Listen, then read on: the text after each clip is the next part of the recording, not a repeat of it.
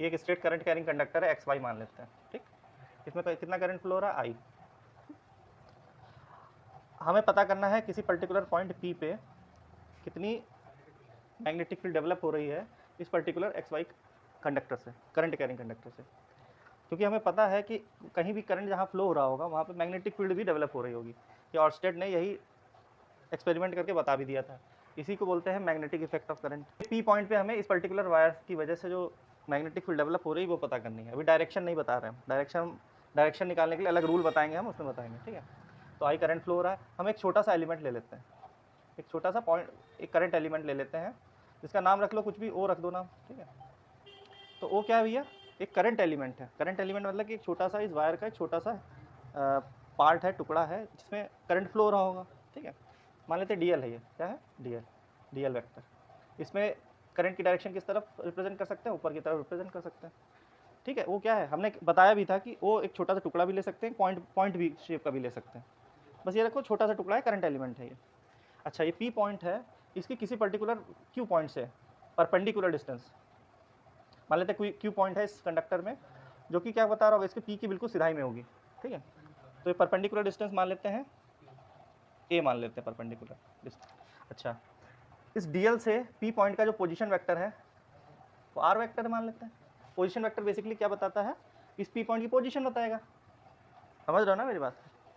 तो ये डीएल से मान लेते हैं थीटा एंगल पे है, पी पॉइंट क्या है, यानी कि आप डीएल यानी कि करंट एलिमेंट से थीटा एंगल मुड़ जाइए, और आर डिस्टेंस चल दो, तो आर डिस्टेंस पे क्या मिलेगा तुम्हें, पॉइंट पी मिलेगा। ये थीटा क्या है, आर वेक्टर और डीएल वेक्टर के बीच में एंगल है। डीएल वेक्टर जो करंट एलिमेंट होता है, ये कैसी क्वांटिटी होती है, वेक्टर क्वांटिटी होती है। वेक्टर है, डीएल वेक्टर क्या है, करंट एलिमेंट है। करंट एलिमेंट से किसी पर्टिकुलर पी पॉइंट की पोजीशन वेक्टर क्या है, आर वेक्टर है, या फिर आर दूरी पे, आर डिस्टेंस पे पी पॉइंट है, और कितना एंगल पे है, थीटा एंगल पे है। यानी आर वेक्टर और डीएल वेक्टर के बीच में कितना एंगल है, थीटा एंगल। ये तो बेसिक फिगर हो गया, ठीक है। ये एंगल मान लेते हैं, याला एंगल फाई मान लेते हैं, याला एंगल भी कुछ होगा ना, फाई मान लेते हैं इसको। ये 90 डिग्री एंगल है। फिगर समझ में आ गया इतना। अच्छा, अब मैं क्या करता हूँ, एक्स को पी पॉइंट से जोड़ देता हूँ और वाई को पी पॉइंट से जोड़ देता हूँ। प्रोसीजर ध्यान से देखना, अभी रिवाइज भी करवा दूंगा मैं, ठीक है। दो एक्सट्रीम एंड्स को मैंने पी से जोड़ दिया, ठीक है, क्योंकि मुझे भाई अभी आगे जाकर इंटीग्रेशन करना पड़ेगा, तो पूरे एक्स वाई का इंटीग्रेशन करेंगे ना, तो दोनों सभी का। बायोट सेवर्ट ने क्या बोला था कि इन छोटे छोटे छोटे एलिमेंट जो होंगे करंट एलिमेंट्स, इनकी वजह से नेट मैग्नेटिक फील्ड लगती है पी पॉइंट पे। इस छोटे से करंट एलिमेंट की वजह से तो छोटी सी मैग्नेटिक फील्ड लग रही होगी, लेकिन ऐसे कई छोटे छोटे छोटे करंट एलिमेंट्स होंगे जो कि कंट्रीब्यूट कर रहे होंगे पी पॉइंट पे नेट मैग्नेटिक फील्ड के लिए, ठीक है। नेट मैग्नेटिक फील्ड लग रही होगी सभी पूरे एक्स से लेकर वाई तक जितने भी छोटे छोटे करंट एलिमेंट हैं, बिल्कुल करंट तो सब में सेम जा रहा है, ठीक है। अच्छा, अब देखो क्या करते हैं, ये जो एंगल है, देखो ये जो लाइन है, हमें ये लाइन को क्या लेना है, बेस लाइन लेना है। ये वाला एंगल ले लेते हैं हम पाई 2, और ये जो एंगल ले लेते हैं हम पाई 1। यानी कि इस लाइन से ये डॉटेड लाइन का एंगल कितना है, यानी वाई पॉइंट का एंगल कितना है, फाई 1 है, और इस लाइन से ऊपर वाले का एंगल कितना है, फाई 2। आप ऊपर फाई 1 ले सकते हो, नीचे फाई 2 ले सकते हो, ठीक है ना। ये बन गया आपका फाइनल फिगर। हमें पता है बायोट सेवर्ट लॉ से, बाई बायोट सेवर्ट लॉ, बहुत आसान डेरिवेशन, ध्यान से देखना। बायोट सेवर्ट लॉ से क्या हमें पता है, इस छोटा सा एलिमेंट की वजह से इस पी पॉइंट पे कुछ मैग्नेटिक फील्ड लगेगी, छोटी सी डीबी। उस डीबी की वैल्यू कितनी हो जाएगी, मैं मैग्नीट्यूड की बात कर रहा हूँ, मैग्नीट्यूड, वेक्टर साइन नहीं लगा रहा हूँ। कितनी वैल्यू होगी, mu not upon 4 pi i d l sine theta upon r square. देखो वही चीज़ें सब यूज़ हुई हैं। आर क्या होता था यहाँ पे, करंट एलिमेंट की दूरी, ए मत ले लेना, गलत हो जाएगा। ए जहाँ पे ए है, ये हमने यहाँ पे क्या लिया है, परपेंडिकुलर डिस्टेंस लिया है। तो जब न्यूमेरिकल हम सॉल्व करेंगे तो ध्यान रखना है हमने ए क्या लिया था, ए की जगह कुछ भी डिस्टेंस नहीं रख दोगे, ठीक है ना। हालांकि आंसर जो फॉर्मूला बनेगा वो ए के टर्म में ही बनेगा, ठीक है हमारा। ये हमारा था फॉर्मूला की नहीं, आइडियल साइन थीटा, ठीक। अब जरा गौर करो, ये वाला ट्रेंगल देखो, क्यू पी, ये ओ पॉइंट है, ये पॉइंट क्या है, ओ। तो ये एंगल लो जरा, ओ क्यू पी लो एंगल जरा, triangle sorry, triangle O Q P. In triangle O Q P theta plus phi plus 90 degree कितना एंगल के बराबर होगा, 180 डिग्री के बराबर होगा। ट्रेंगल समझ रहे हो ना, triangle sum property of the triangle. तो theta plus phi plus 90 degree, याला ट्रेंगल इमेजिन करना, याला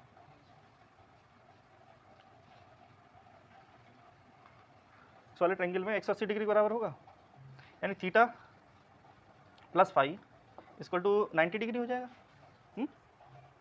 समझ रहे हो ना मेरी बात। इसको theta equal to 90 minus phi लिख सकते हैं, दोनों साइड में मैं क्या ले लूँ, साइन ले लूँ, साइन। तो ऐसे लिखा जा सकता है साइन थीटा। ये क्यों कर रहे हैं, उसका कारण है, साइन थीटा को मैं फाई के टर्म में लिखना चाहता हूँ, साइन थीटा 90 माइनस फाई, ऐसे लिखा जा सकता है कि नहीं। ये किसके बराबर हो जाएगा, देन साइन 90 माइनस फाई किसके बराबर हो जाएगा, कॉस फाई के हो जाएगा। 10th में पढ़ी होगी प्रॉपर्टीज है। तो साइन थीटा बराबर किसके है, कॉस फाई के है। ये पहली रिलेशन हो गई, याद रखना, ये हम पुट करेंगे यहाँ पे, ठीक है। क्योंकि हमें एंड में क्या करना है, फाई को इंटीग्रेट करना है ना। देखो फाई 1 से फाई 2 थे, इसलिए हमने साइन थीटा को रिप्लेस कर दिया है कॉस फाई से रिप्लेस करने के लिए ये सब किया। समझ में देखो गौर से, यहाँ से अगर मैं कॉस फाई निकालूँ, कॉस फाई की वैल्यू कितनी होगी इस वाले ट्रायंगल से, बताइए।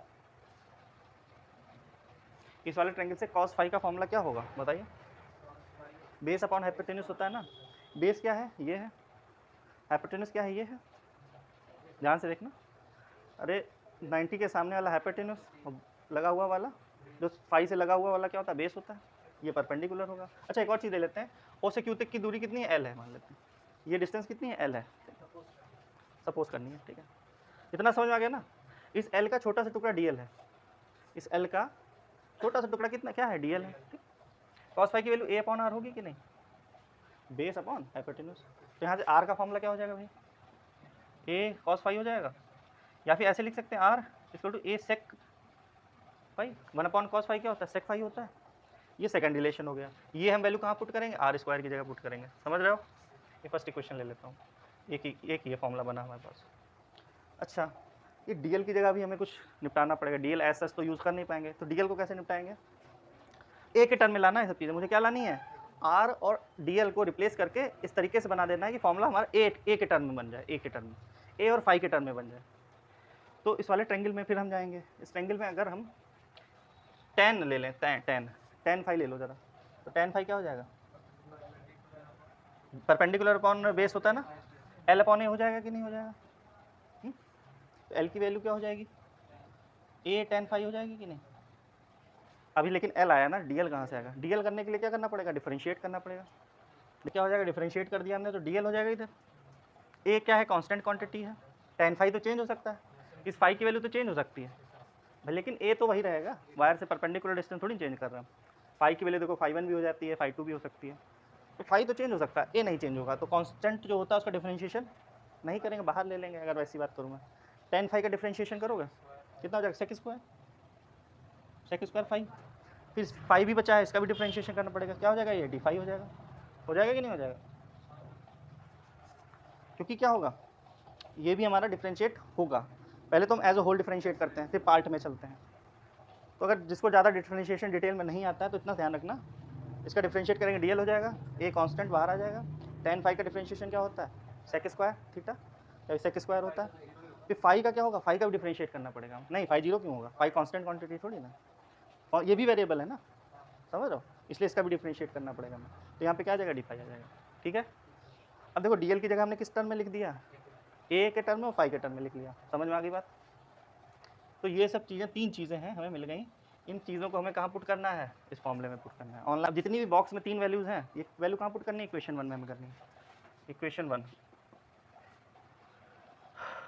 1 कैसी हो जाएगी, d b equal to mu not upon 4 pi, हमने कुछ भी नहीं किया तो वही ऐसे एज इट इज़ रखो। आई की जगह हमने कुछ नहीं लिखा है, ऐसे ही रखो। डीएल की जगह क्या रखना है, ए सेक स्क्वायर और डी फाई, ठीक। और साइन थीटा की जगह हम कॉस फाई लिख सकते हैं। अभी सब समझ आएगा हम क्यों कर रहे हैं ऐसा। अपॉन आर स्क्वायर, आर की जगह हम क्या वैल्यू पुट कर सकते हैं, ए सेक, इसका स्क्वायर हो जाएगा तो क्या हो जाएगा, ए स्क्वायर सेक स्क्वायर फाई, ऐसे लिख सकते हैं। क्या कैंसिल आउट हो जाएगा, सेक स्क्वायर कैंसिल आउट हो जाएगा। यहाँ से ए और यहाँ पे ए स्क्वायर है तो नीचे ए बचेगा, ठीक है। कॉस फाई कुछ नहीं चेंज होगा, तो क्या हो जाएगा, डी बी की value mu not upon 4 pi I, A cancel out हो गया नीचे वाले से, बचेगा क्या, cos phi dot D phi, ठीक, cos phi dot D phi, और अपॉन में ए बचेगा। तो ये हमारा डी बी की फाइनल वैल्यू आ गई in terms of A cos phi, A और फाई के टर्म में आ गई, समझ गया। और ये क्या है, ये छोटी सी मैग्नेटिक फील्ड जो लग रही है due to current element d l, लेकिन हमें क्या पता करना है, टोटल पता करना है ना इस कंडक्टर की वजह से। तो क्या करना पड़ेगा बताइए,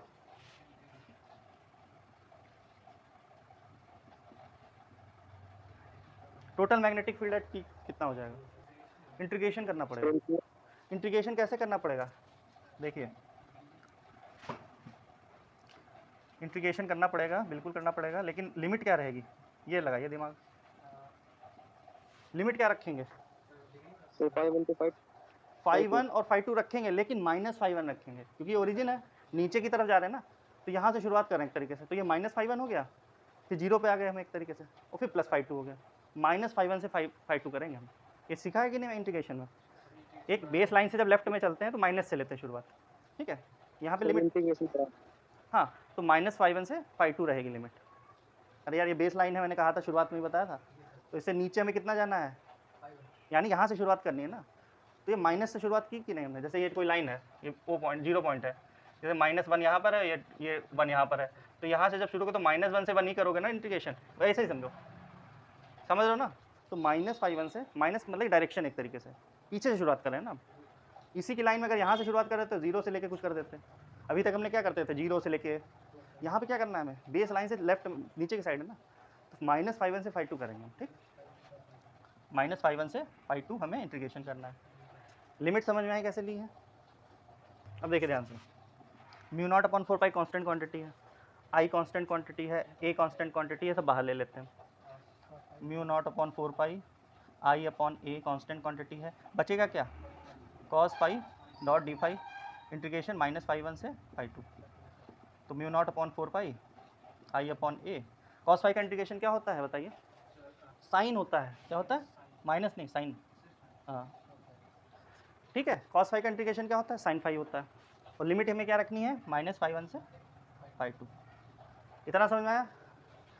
फिर तो b का फॉर्मूला ये हो गया, तो b का और इसको सॉल्व करके लिखते हैं, इसको ऊपर लिख देते हैं, तो b का फॉर्मूला हो जाएगा b = μ0/4π I/a, अगर यहाँ पे रखो फाई की जगह पहले φ2 रखना पड़ेगा, तो साइन माइनस और फिर रखेंगे साइन की जगह -sin⁡φ1 रखेंगे, तो ये -sin⁡φ1 ही हो जाएगा कि नहीं, क्योंकि साइन -x क्या होता है, -sin⁡x होता है, ये सब पढ़ा होगा मैथ्स में, तो ये क्या हो जाएगा b = μ0/4π I/a, ये क्या हो जाएगा sin⁡φ1 + sin⁡φ2 लिख सकते हैं इसको, तो ये आपका फाइनल फॉर्मूला आ गया, total magnetic field due to straight current carrying conductor, ठीक है, तो इसमें थ्योरी लिखिए, consider a straight conductor XY,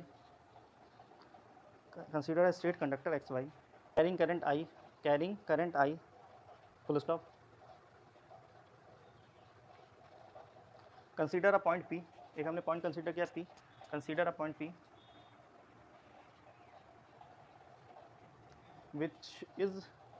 which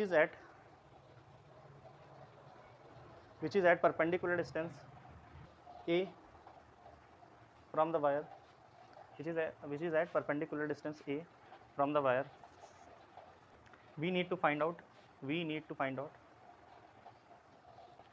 magnetic field this point at, consider a small current carrying element,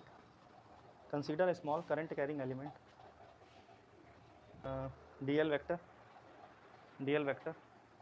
at O पे देखो हमने dl वेक्टर माना, it is distance from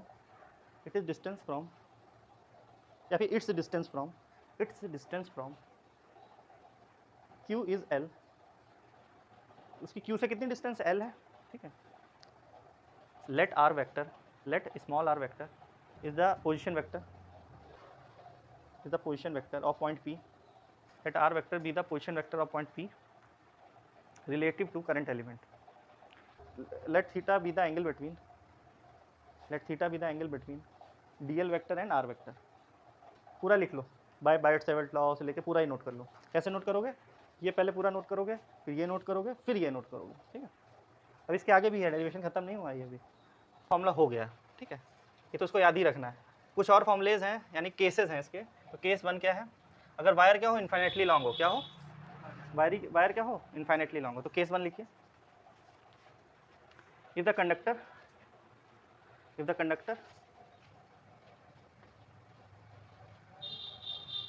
XY is infinitely long, conductor XY क्या हो infinitely long हो, और P point क्या हो इसके सेंटर पे हो, P पॉइंट कहाँ पर हो, इसके मिडल पे हो, नियर द मिडल, यानी Q पॉइंट, ये Q पॉइंट के सामने ही तो P पॉइंट है, पी पॉइंट क्या हो, बिल्कुल मिडिल पे रखा हो, मिडिल वाली लाइन पे, और एक्स वाई क्या हो, बहुत लंबा वायर है, इन्फाइनाइटली लॉन्ग वायर है, तब क्या होगा बताइए। इसके आगे भी लिख लो, इसके आगे लिखिए and the point P and point P lies near the middle of wire. P point कहाँ लाई कर रहा हो, बीच में कभी लाई कर रहा हो, कहीं यहाँ कहीं बीच में, यानी वायर पे ला के रख दिया, वहाँ पे भी हो सकता है, तो एक की वैल्यू 0 हो जाएगी, ठीक है, छोड़ो उस चीज़ को।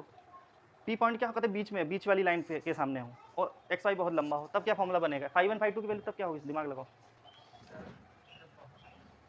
5 1 और 5 2 की वैल्यू क्या होगी इस केस में, ऐसा दिमाग लगाइए, बहुत लंबा एक वायर है, बहुत इन्फाइनेटली लंबा वायर है, और पी कहीं बीच पे है, तो तुम यहाँ खड़े हो, कोई बहुत लंबा वायर है, तुम देखोगे तो कैसे देखोगे, ऐसे तो देखोगे,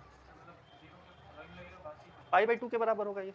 5 1 और 5 2 किसके बराबर होंगे, यहाँ पे भाई क्या है, ये 5 2 का कुछ एंगल बन रहा है, यही एक्स वायर में बहुत दूर ले जाऊँ, बहुत दूर, तो 5 लगभग माना जाएगा कि पी के जस्ट ऊपर है, ऐसे ऐसे तो देखोगे किसी लंबे चीज़ को, आसमान को कैसे देखते हो, ऐसे देखते हो, यानी ये लाइन कैसी हो जाएगी, सीधी हो जाएगी, यानी लाइन कैसी हो जाएगी, बहुत सीधी हो जाएगी, यानी नंबर एंगल कितना हो जाएगा, 5/2 हो जाएगा, समझ रहे हो ना मेरी बात। पी पॉइंट अगर सेंटर पे हो तो एक्स ये वाला लाइन क्या हो जाएगा, एक्स ऐसे रोटेट होते होते ऐसे देखोगे ना, बहुत लंबी चीज़ को ऐसे कहीं होगा, तो एंगल कितना हो गया, लगभग 90 डिग्री हो जाएगा कि नहीं। वही चीज़ इसके साथ भी होगी, नीचे वाली लाइन को बहुत बिल्कुल नीचे करके देखोगे, ऐसा लगेगा टांगों को छू रहा है, समझ रहे हो ना, बीच में हो ना तुम बीच में हो, समझो मेरी बात को, तुम बीच में हो, तो तुम्हें ये वाला एंगल भी, ये जो लाइन डॉटेड लाइन भी कतई नीचे जाती हुई दिखेगी, और ये वाली लाइन भी बहुत ऊपर, तुम्हें आसमान के कतई बीच में लटका दिया जाए, तो ऊपर भी तुम ऐसे देखोगे, नीचे भी बिल्कुल तुम्हें पैर ऐसा लगेगा पैर छू रहा है तुम्हारा जो ज़मीन है, तो ये भी 5/2 होगा, ये भी 5/2 होगा कि नहीं, समझ में आ रही ना मेरी बात। जब इनफाइनाइट वायर होगा तो 5 1 और 5 2 का एंगल कितना होगा, 5/2 होगा, ठीक है। अरे यार बीच में पॉइंट है, तो एक्स वायर कहीं ऊपर बहुत ऊपर जाके दिखेगा, तो ये लाइन बिल्कुल सीधी लगभग हो जाएगी कि नहीं हो जाएगी, और यहाँ पे नीचे भी यही बात हो रही होगी, नीचे सीधी हो जाएगी, तो ये एंगल कितना हो गया 90 डिग्री, ये वाला एंगल भी 90 डिग्री, तो ये वाली वैल्यू रखो उसमें, तो बी की वैल्यू क्या हो जाएगी, ये फॉर्मूला याद रखना है क्योंकि इस पर न्यूमेरिकल आते हैं।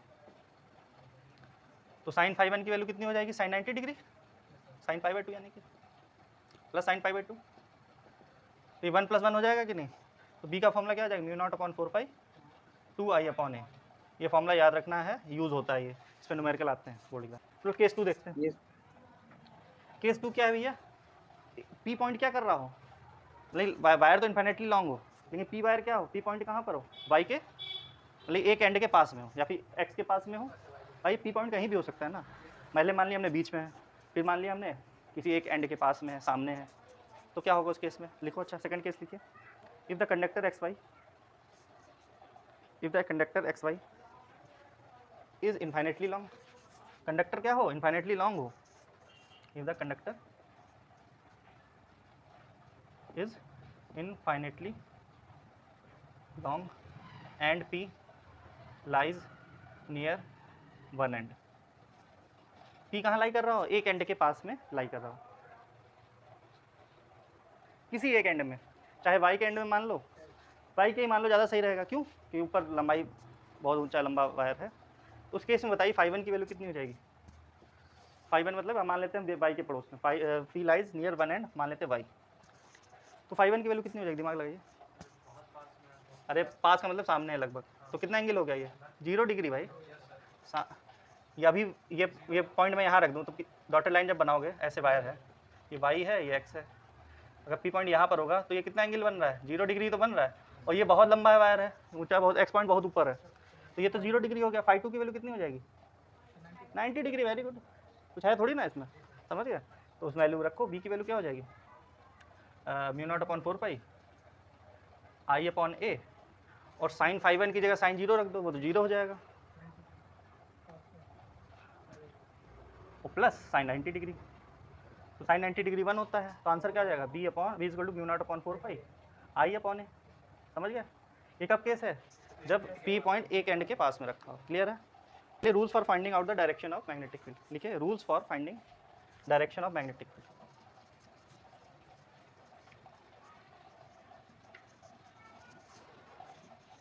Rules for finding direction of magnetic field. पहला रूल क्या होता है, right hand thumb rule, straight wire ले लो, करंट ऊपर की तरफ सपोज जा रहा है, अपने हाथों में राइट हैंड से ऐसे आपको होल्ड कर लेना है उसको।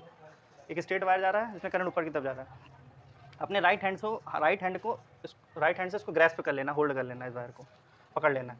तो जिस तरफ तुम्हारा थंब पॉइंट करेगा वो किसकी डायरेक्शन होगी, करंट की, और जिस तरफ तुम्हारी उंगलियां जो कर्ल हो रही होंगी, फिंगर कर्ल हो रही होंगी, किसकी डायरेक्शन देंगी। तो इस समय तुम्हारी किस तरफ उंगलियां घूम रही हैं, एंटी क्लॉक में ऐसे घूम रही है ना। तो उसमें इस पर्टिकुलर केस में किस तरफ डायरेक्शन है, एंटी क्लॉकवाइज डायरेक्शन होगी, ठीक है। अब करंट नीचे जा रहा हो सपोज,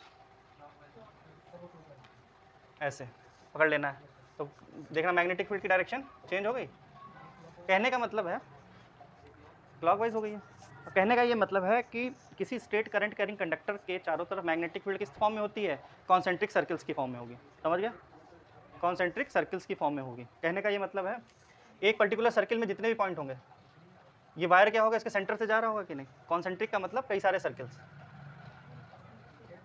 वायर कैसे होगा, बीन सेंटर पे होगा, इसके सेंटर पे होगा, ऐसे कई सर्कल जा रहे होंगे, ठीक है। और डायरेक्शन सबकी इस तरफ होगी, इसमें डायरेक्शन सबकी। इसका मतलब क्या है यार, इसका ये मतलब बताओ। इस सर्कल में जितने भी पॉइंट होंगे उन पे मैग्नेटिक फील्ड क्या होगी, सेम होगी। समझ रहे हो, इस वाले सर्कल में जितने भी पॉइंट होंगे, यानी कि इस वायर से जितने बराबर दूरी पे पॉइंट होंगे, सब पे मैग्नेटिक फील्ड क्या होगी, सेम रहेगी। भैया ये वायर है, यहाँ पे पॉइंट हो सकता है, यहाँ पे भी हो सकता है, यहाँ पे भी हो सकता है, यहाँ पे, सब पे मैग्नेटिक फील्ड बराबर होगी। समझ रहे हो ना। ऐसे ही उससे थोड़ा और दूर चले जाओ तो उस पर्टिकुलर सर्कमफ्रेंस में जितने पॉइंट्स हो रहे हैं उन पे मैग्नेटिक फील्ड बराबर होगी, ठीक है। डायरेक्शन न्यूमेरिकल में इससे मत डायरेक्शन पता करना, मैं दूसरा तरीका बताऊंगा जो आया इसी से है। अरे भैया एक बात बताओ मुझे, किसी पर्टिकुलर पॉइंट पे डायरेक्शन पता करनी है, कैसे पता करोगे। सर्किल है, एक सर्किल है और ये पॉइंट है, मुझे इस पर डायरेक्शन पता करनी है, कैसे पता करोगे, टेंजेंट ड्रॉ करोगे। इस पर्टिकुलर पॉइंट पे कैसी डायरेक्शन होगी, टेंजेंट। इस पर्टिकुलर पॉइंट पे कैसे होगी, टेंजेंट। तो जो मैं रूल बताऊंगा जो कि आपको न्यूमेरिकल में यूज़ करना है, ये तो चलो फिर थ्योरेटिकल समझने के लिए ठीक है, न्यूमेरिकल में इससे थोड़ा कंफ्यूज हो जाओगे। इसको अगर न्यूमेरिकल में कहा जाए तुमसे कि एक वायर है पर्टिकुलर पी पॉइंट पे है जो कि पर्टिकुलर दूरी पे है, अब बताओ इस पर मैग्नेटिक फील्ड कितनी लग रही है, उसकी डायरेक्शन क्या है, तो उसके लिए मैं रूल बताऊंगा। वो रूल आया इसी से है, वो टेंजेंट वाला तरीका है, ठीक है। तो रूल अलग से बताऊंगा मैं। इतना समझ में आ गया कि नहीं। और एक और चीज़ है, जितना दूर जाओगे वायर से वैसे क्या होगा, मैग्नेटिक फील्ड की वैल्यू कम होगी कि ज़्यादा होगी। दूरी आप बढ़ाएंगे वायर कम होती जाएगी। फॉर्मूला देखो, अपॉन में ए है, ए क्या है, परपेंडिकुलर डिस्टेंस है। अब देखो न्यूमेरिकल में हम कैसे पता करेंगे। न्यूमेरिकल में कोई न्यूमेरिकल आपको दिया हुआ है, कैसे पता करोगे डायरेक्शन, होगा इसी का तरीका। अभी बता दूंगा टेंजेंट कैसे कैसे, थोड़ा विजुलाइज करनी पड़ेंगी चीज़ें। तो उसको basically right hand palm rule बोलते हैं। क्या बोलते हैं, राइट हैंड पाम रूल। बता रहा हूँ कैसे होगा। इसमें क्या करना है, ये जो राइट हैंड पाम रूल है, ये राइट हैंड थंब रूल से ही आया है, कोई नया मेथड नहीं है, बस उसको न्यूमेरिकल में यूज़ करना आसान कर देते हैं। कैसे, मान लेते हैं वायर है, ध्यान से देखना क्योंकि इसमें न्यूमेरिकल आए हुए हैं।